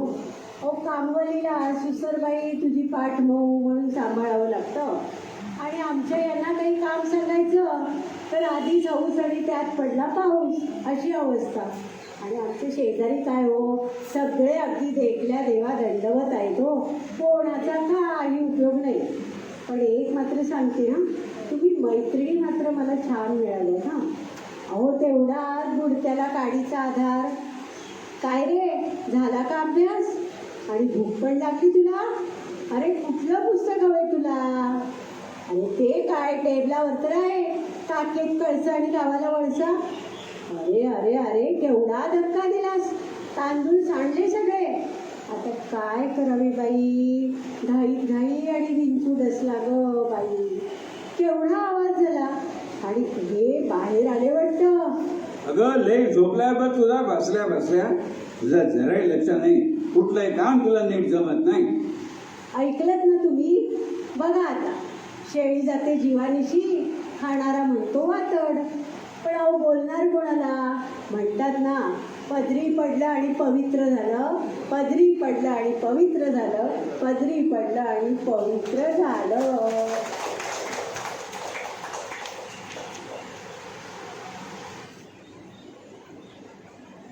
तुम्ही देशभरामध्ये अनेक ठिकाणी हजारो व्याख्यानं तुम्ही दिली, तर या व्याख्यानाच्या दरम्यान काहीतरी गमती घडल्याच असतील ना, तर त्याच्यातली एखादी गंमत किंवा एखादा किस्सा ऐकायला आम्हाला नक्कीच आवडेल. गमती जमती खूप घडल्या. अनेक गोष्टी मी लिहून ठेवल्या आहेत, बऱ्याचशा डोक्यामध्ये आहेत. एक सांगतो, 11 वर्ष झाल्या गोष्टीला. कोल्हापुरामध्ये माझं व्याख्यान होतं शेअर बाजारावरती, आणि सकाळ दैनिकाने ते आयोजित केलं होतं. बँक ऑफ इंडिया प्रायोजक होतं, आणि सकाळने स्वतः तो कार्यक्रम आयोजित केल्यामुळे भरपूर प्रसिद्धी केली होती, जाहिराती, बातम्या.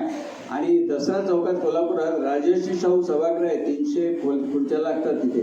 तर तुम्हाला सांगतो, 5:30चा कार्यक्रम, 5 वाजल्यापासून सगळ्या खुर्च्या भरल्या, लोक उभी होती. शेवटी सकाळी विनंती केली, खुर्च्या पुढे पुढे घ्या, म्हणजे शेवटची रांग आणि मागची भिंत याच्यामध्ये लोक उभी होती. तरी सुद्धा लोक येत आहेत. पण शेवटी पोडियम आणि पहिली रांग याच्यामध्ये लोक उभी राहिली. स्त्री पुरुष दोघाही प्रकारची मंडळी होती, आणि सगळं भरलं. पण प्रायोजक बँक ऑफ इंडिया, त्यांचे जनरल मॅनेजर यायचे होते, म्हणून कार्यक्रम सुरू होत नव्हता. मी बाहेर गॅलरी जाऊन बघत होतो की कधी येता येते म्हणून. आणि तेवढ्याच बँक ऑफ इंडियाची गाडी दिसली. म्हटलं आता 1 मिनिटात ते वर येतील, म्हणून मी आत येणार, कारण भाषण माझंच होतं. आत येणार ते तुम्हाला सांगतो की दरवाजापासून एवढी गच्च रेल्वेच्या सेकंड क्लासमध्ये असते त्याची गर्दी होती. म्हटलं थोडं धक्काबुक्की करून आत जाणार. तरी काही महिला होत्या, त्यांना म्हटलं ताई मला जरा आज जाऊ दे ना. अहो, त्या माझ्या अंगावर एवढ्या खेकसल्या, म्हणजे त्यांनी काय ओळख सुद्धा नाही मला. म्हटलं मला जरा आज जाऊ दे ना. आज पुढे जात आहे, मुंगी चिरायला जागा नाही, आज पुढे जाणार. मला राग आला नाही, मी मला हसायला आलं. म्हटलं ताई एक सांगू का, मी जोपर्यंत आज जात नाही ना तोपर्यंत कार्यक्रम सुरू नाही हो ना. काय कळलं नाही. मग त्यांनी मला जागा करून दिली, आणि मग पोडियमच्या दिशेने मी गेलो आणि माईक हातात घेतला. त्यावेळी त्यांचा चेहरा बघितला, एवढ्या खजील झाल्या होत्या की कोणाला आपण काय बोललो. मी म्हटलं ताई मला अजिबात राग आला नाही, आनंद वाटतं. उलट तुम्हाला काय ओळखायला मार्ग आहे कोण. पण अशा काही गमती आठवतात अजूनही. पण तो काय आलं, तो शेअर बाजारचा शिकाचा हे कार्यक्रम मी गेली 6 वर्ष करतो आहे. पण 52 वर्ष शेअर बाजारची व्याख्यानं केल्यामुळे त्याच्यावर जो शिक्का लागला होता, ठाकूर म्हणजे शेअर बाजार, कोणी बोलवत नव्हतं. आपले आबा मापसेकरांशी ज्यावेळी मला पहिला संपर्क झाला त्यावेळी मी त्यांना म्हटलं, पण त्यांनी तेच नाही, तर तुम्ही शेअर बाजार नाही म्हटलं. शेअर बाजाराचा स्वामी बोलणार नाही, करमणुकीचा कार्यक्रम आहे. पण ते होता जवळजवळ 1 वर्ष गेलं. पण त्यानंतर मग माझा चंद्राई साक्षीला झाला, नाटकाचा झाला, गाड्यांचा झाला. आणि आज आबाची मला खूप आठवण येते, कारण आल्या पहिलं ते आमच्या मालवणीतनं स्वागत करत असो. आणि तसाच शिक्का रत्नाकर मतकरींच्यावर लागलेला की गुढ कथा आणि गुढ कादंबऱ्या लिहिणारे रत्नाकर मतकरी. पण त्यांनी अशी एक हलकी फुलकी कविता लिहिली आहे की जी ताईंनी शोधून काढली. ती मला वाटतं थोडक्यात आपण ऐकूया. जे शिक्षक असतील त्यांना नक्कीच आठवली ही कविता. शिक्षक ट्रेनिंगला ही कविता मला अच्युत ठाकूर यांनी शिकवली होती. स्वर्गात आकाश गंगा, गंगेला सोनेरी घाट, घाटाला पायऱ्या 100, घाटाला पायऱ्या 100, झाला आनंद आली बहार, झाला आनंद आली बहार. घाटाशी लावेला एक स्वर्गीय कल्पतरू, तरूला फांद्या 100, तरूला फांद्या 100, झाला आनंद आली बहार, झाला आनंद आली बहार. तरूच्या फांदीवर फुले फुलती नक्षत्रांची, फुलाला पाकळ्या 100, फुलाला पाकळ्या 100, झाला आनंद आली बहार, झाला आनंद आली बहार. सुटलं वार जोरात, फुलं विखुरली पाण्यात, तरंग उठले 100, तरंग उठले 100, झाला आनंद आली बहार, झाला आनंद आली बहार. गंगेला आला पूर, पुराचं पाणी चढलं, गंगेला आला पूर, पुराचं पाणी चढलं, बुडाल्या पायऱ्या 100, बुडाल्या पायऱ्या 100, झाला आनंद आली बहार, झाला आनंद आली बहार. स्वर्गात आकाश गंगा, गंगेला सोनेरी घाट, घाटाला पायऱ्या 100, झाला आनंद आली बहार, झाला आनंद आली बहार, झाला आनंद आली बहार. ताईंचं माया कोकणामध्ये देवगडला, माझं पण गाव देवगड. तुमच्या आबाने आम्ही त्यानिमित्ताने आम्ही जवळ नंतर आलो होतो. हे कोकणातल्या माणसाबद्दल ताईंना खूप कौतुक आहे, आणि ते सार्थक कौतुक आहे. हो, कारण कोकणातल्या माणसांचे जे संस्कार असतात ना ते खरोखरच उल्लेखनीय म्हणजे त्यांचा उल्लेख करावा असा वाटतो. आपण कधीतरी पेपरमध्ये किंवा आपण मराठी बातम्यांमध्ये इंग्रजी बातम्यांमध्ये आपण असं बघतो की टॉमॅटो कांदे लोक रस्त्यावर फेकून देतात, त्याला भाव मिळत नाही म्हणून. कधी दूध ओतून देतात. पण कधीतरी आपण असं पाहिलंय काय की आंब्याला भाव मिळत नाही म्हणून कोकणी माणसाने आंबे दिले रस्त्यावर टाकून? असं कधीच नाही होत. कारण ते अन्न आहे, ते अन्न आपण कधी टाकायचं नाही. हे संस्कार कोकणी माणसांवरती असतात. कसं आहे, जुनं ते सोनं आपण म्हणतो. अनेक वेळा ना जुने चित्रपट, जुन्या कादंबऱ्या खरोखर कायम लक्षात राहतात. 1966 साली एक चित्रपट आला होता, तुम्हाला आठवत असेल, त्याचं नाव होतं महाभारत. दक्षिणेकडचा चित्रपट होता, त्यामुळे रेलचेल होती ट्रिक सीनची. त्यामध्ये असं दाखवलं होतं की माया महाल वगैरे इतकं छान दाखवलं होतं. बाहेरून वाटतं की रांगोळी घातली, आतमध्ये पाणी असतं कंदराचे. खूप ट्रिक सीन चांगले होते. तर त्यामध्ये असं दाखवलं होतं की कर्ण आणि अर्जुन यांची लढाई चालू असते घनघोर, आणि त्या महाभारतमध्ये सगळे टॉपचे नट होते, प्रदीप कुमार, रवी भट्टाचार्य वगैरे त्यावेळेचे, जीवन. तर असं आपण कर्ण आणि अर्जुनाचं युद्ध चालू असतं. एका प्रसंगी अर्जुन कर्णाच्या रथावर बाण मारतात आणि घोड्यांसकट कर्णाचा रथ 8-10 हात मागे ढकलला जातो. आता हे 3 सीन्स होतात, प्रत्येक टाळ्यांचा कडकडाट करतो. अर्जुनाला पण बरं वाटतं आपला पराक्रम की कर्णाचा रथ 8-10 हात मागे ढकलला. थोड्या वेळाने कर्ण अर्जुनाच्या रथावर बाण मारतात आणि अर्जुनाचा रथ एवढासा टिचभर मागे सरकतो. लगेच भगवान श्रीकृष्ण म्हणतात, महावीर कर्ण की जय हो. त्यावेळी अर्जुन विचारतात कृष्णांना, अर्जुन होते प्रदीप कुमार आणि कृष्ण होते रवी भट्टाचार्य. अर्जुन विचारतात कृष्णांना, केशव, अरे त्या कर्णाचा रथ मी 8-10 हात मागे ढकलला, तुम्ही मला काही शाबासकी दिली नाही, आणि त्या कर्णाने माझा रथ एवढासा मागे ढकलला, लगेच तुम्ही म्हणता महावीर कर्ण की जय हो. केशव ऐसा क्यों? हिंदी येतो, केशव ऐसा क्यों? त्यावर रवी भट्टाचार्य सांगतात, कृष्ण सांगतात अर्जुनाला, पार्थ पार्थ, अरे तुझ्या रथावर महाबली हनुमान विराजमान आहेत. तिन्ही लोकांचा भार खांद्यावर घेऊन मी तुझ्या रथावर बसलो आहे. ऐसे रथ को इतना सा भी पीछे ढकेलना कोई मामूली बात नहीं है बात. असा टाळ्यांचा कडकडाट मॅजेस्टिक सिनेमामध्ये व्हायचा. 45 आठवडे तो चालला होता. तर अशा एक एक गोष्टी. तसं एक साधूर शैतान सिनेमा होता, त्यामध्ये हे दिग्दर्शक लोक किती विद्वान असतात. साधूर शैतान सिनेमा मेमूचा, त्यामध्ये ओम प्रकाशची भूमिका होती. बँकेमधला एक क्लार्क वयस्क मनुष्य दाखवलाय. एक दिवशी तो बँकेत घरी जात असतो. रस्त्यात एक पक्षी विकणारा माणूस असतो, पिंजऱ्यात रंगी बेरंगी पक्षी. तर ओमप्रकाश विचारतात त्याला, हे कितने में दिया? तो सांगतोय 70 रुपये. तो कैसे? तो पिंजऱ्याचे 20 रुपये आणि पक्षाचे 50 रुपये. ओमप्रकाश त्याला सांगतात, मेरे को पिंजरा नहीं चाहिए, सिर्फ पंछी चाहिए. तो माणूस म्हणतो, पंछी लेके क्या करोगे पिंजरे के सिवा? ओमप्रकाश म्हणतात, तुम्ही क्या करणार आहे? तुला 50 रुपयाशी मतलब, तुला काय करायचंय? मी पिंजरा नको. तुम्हाला ठीक आहे, काय हरकत नाही, कारण काय शेवटी पैशाची मतलब होतात. मग ते 50 रुपये देतात पक्षीवाल्याला, पिंजरा हातात घेतात ओमप्रकाश आणि पिंजऱ्याचं दार उघडतात. आणि ते 10-12 पक्षी रंगीबेरंगी घुरटन आकाशात उडून जातात. पिंजरा त्याला परत देतात. तो पक्षी विकणारा म्हणतो, हो महात्मा, ये क्या किया आपने? कुठं काय झालं? अरे बाकी पंछी उसको मार डालेंगे ना.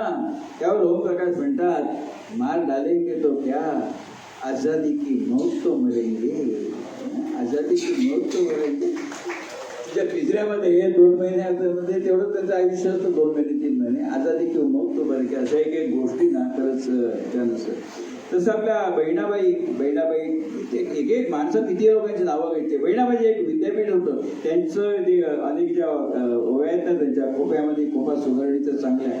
त्यामध्ये वैशिष्ट्य म्हणजे अष्टाक्षरी हे त्यांची निर्मिती होती. 8 अक्षर.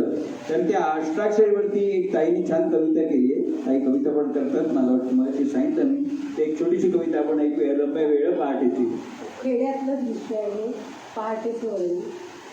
रम्य वेळ पहाटेची दव बिंदू तृणांवर, नवरूप निसर्गाचे दाट धुके धरेवर, हलके चकिल बिल हळूवार थर थर, कल्पवृक्ष डोलताना दिसे देखावा सुंदर, रमणीय वनश्री घेई धुक्याची चादर, जशी पांघरून शाल श्वेत वर्णाची धूसर, रवी किरणे सोनेरी तेजाळली वसुंधरा, अलगद धुके दूर जाग येत असे पा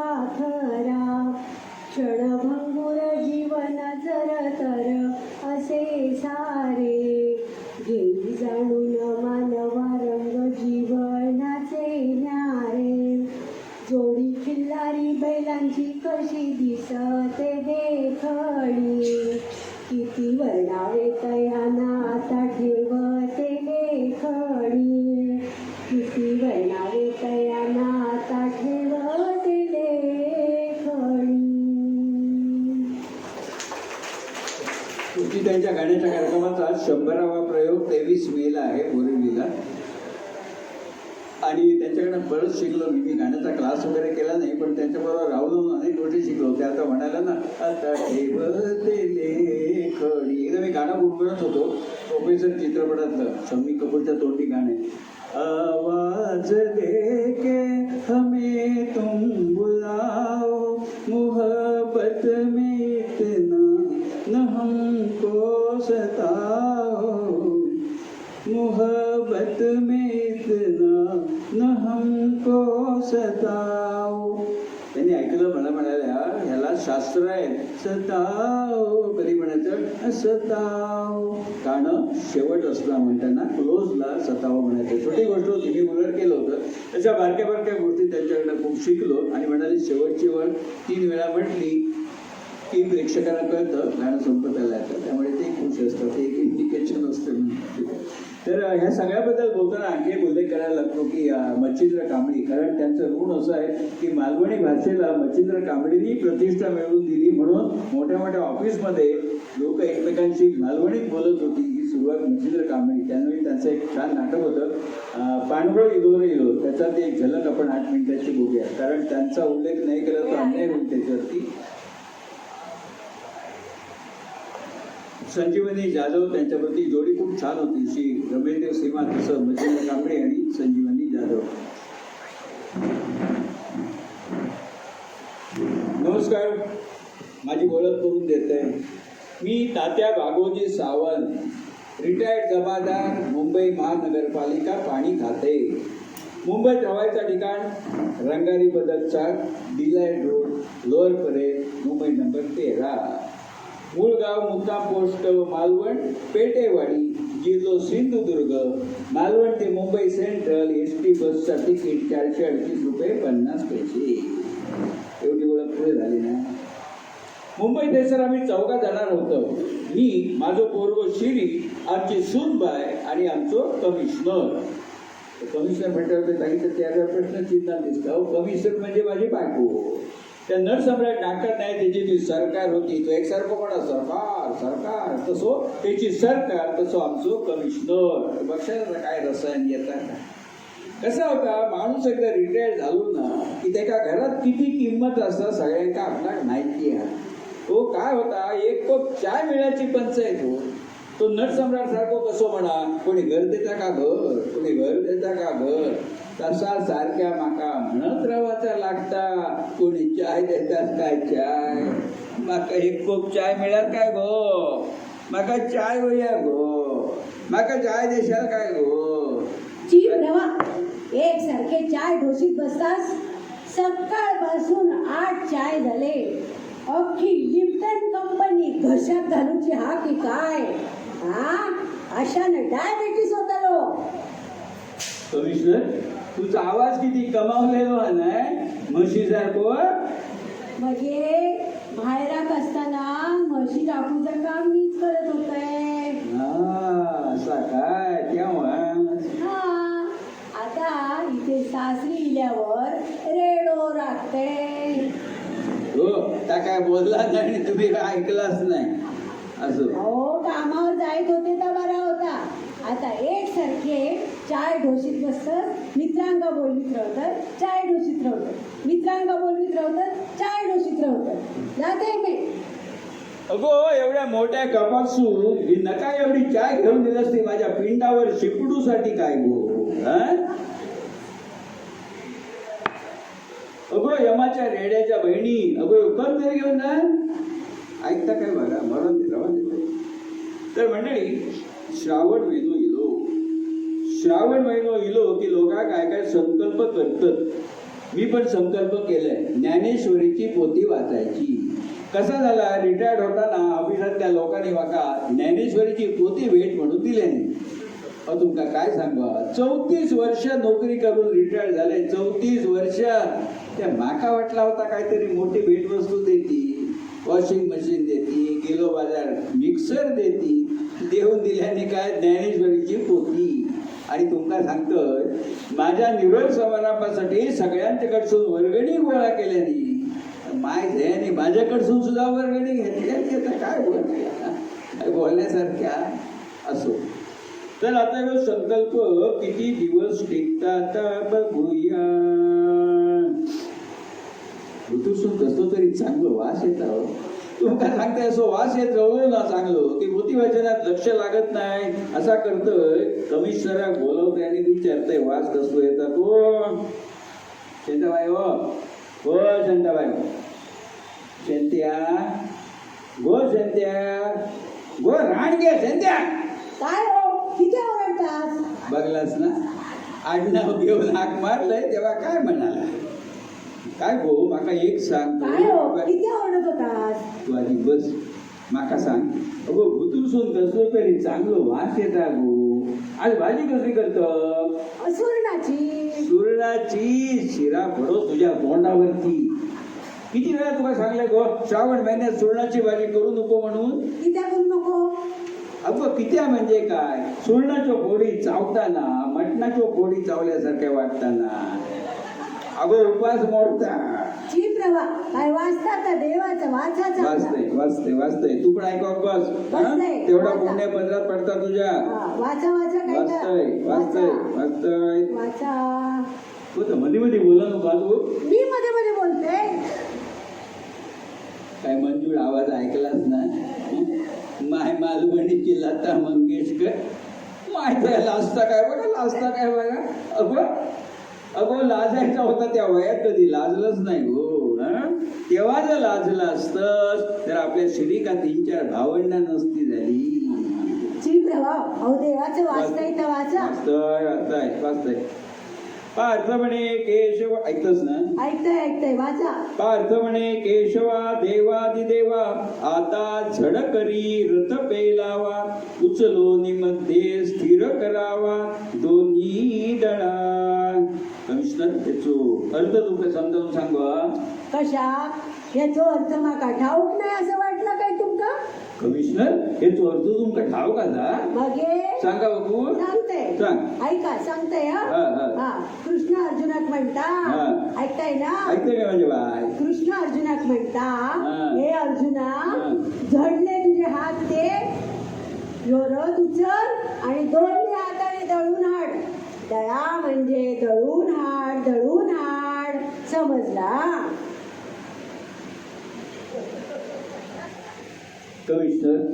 कमिशनर, तुमची हुशारी बघून ज्ञानेश्वर माऊलीचो रेडो सुद्धा तुमच्या पायावर डेक्या टेकतलो. मी याला झुडचा अर्थ सांगता जाते काम पडली हत. तुम्ही बसा चाय डोसत. म्हणजे आयुष्यात पहिल्यांदाच मला घाबरला.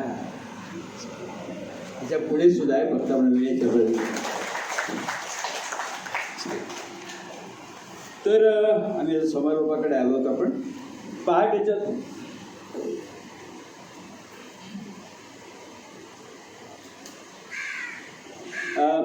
झोक्यातून कुठेतरी दूरवर कोंबडा आरवतो आणि देवळामध्ये सुमधूर असा घंटानाद होतो. पक्ष्यांची किलबिल सुरू होते आणि घरातल्या उकळणाऱ्या चहाच्या सुवासानं आपण सकाळच्या प्रहराचं स्वागत करतो. आणि चहा पित असताना मराठी वर्तमानपत्र येतं आणि त्याची घडी उघडून आपल्या नजरेला काय पडतं? शब्दकोश. आणि खरोखरच खऱ्या अर्थानं आपल्या दिवसाची सुरुवात होते आणि ती होते मराठी भाषेतल्या शब्दालंकारांनी.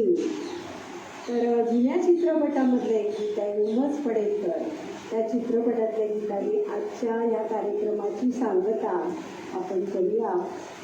कार्यक्रम नेहमी माझे सगळे 90 मिनिटाचे असतात, त्याची तालीम केली असते आणि 90 मिनिटातच संपतात. अजून 7 मिनिटं बाकी आहेत, 3 मिनिटाचं गाणं आहे. तर माझा कार्यक्रम थोडा वेळ आधी संपेल, पण कधीही 91 मिनिट माझ्या कार्यक्रमाने बघितलेलं नाही.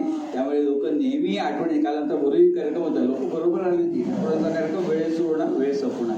तर त्या गाण्याने आपण समारोप करूया. खूप बरं वाटलं एवढ्या संख्येने तुम्ही येता. माणसं किती आहेत महत्वाचं नसतो. आमचे साहेब ते बसले म्हटलं किती माणसं असेल ना तरी शेवटी गर्दी असतात, त्यामुळे आम्हालाही आनंद होतो. आणि हा आमचा काही व्यवसाय नाही, आनंद होतो तुम्हाला, आम्हालाही त्यातनं आम्ही आनंद घेतो. तर मागच्या गाण्याच्या वेळी ताई इतक्या छान डान्स केला होता, आम्हाला काय आठवण राहिली 2 वर्ष आणि बघितल्यावर ओळखलं. रेकॉर्डिंग आमचं आहे, मी बघितल्याबरोबर ओळखतो. नाव लक्षात नाही पण चेहरे बघितल्यावर लगेच कामात ओळखतो. नाही ह्या पण होत्या आणि आणखी पण होत्या. त्या मला वाटतं एक ताई कोणी दिसत नाही त्या पण होत्या.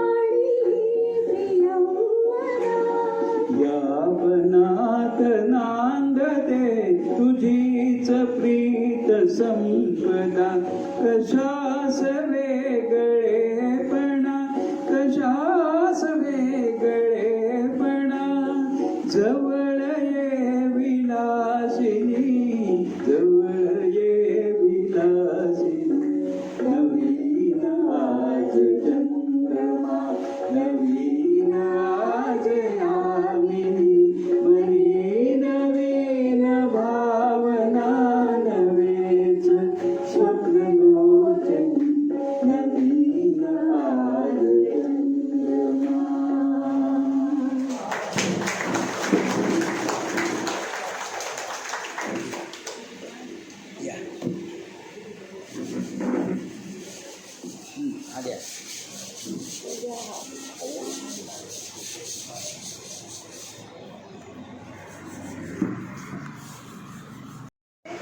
आपली माणसं सगळी अगदी तन्मय होऊन आणि सादरीकरण तुमचं इतकं छान झालं की अगदी साध्या सरळ सोप्या भाषेत तुम्ही माहिती सांगितली, गाणी ऐकवली स्वतः म्हणून गाणी म्हटली याच्यामध्ये. आणि तुमच्या दोघांचेही आवाज इतके सुंदर. आणि तुम्ही जी ती एक काय म्हणतात ती तुम्ही आता दोघांची वादविवाद दाखवली की नाही, ते मला आमच्या घरातच बसल्यासारखं वाटते.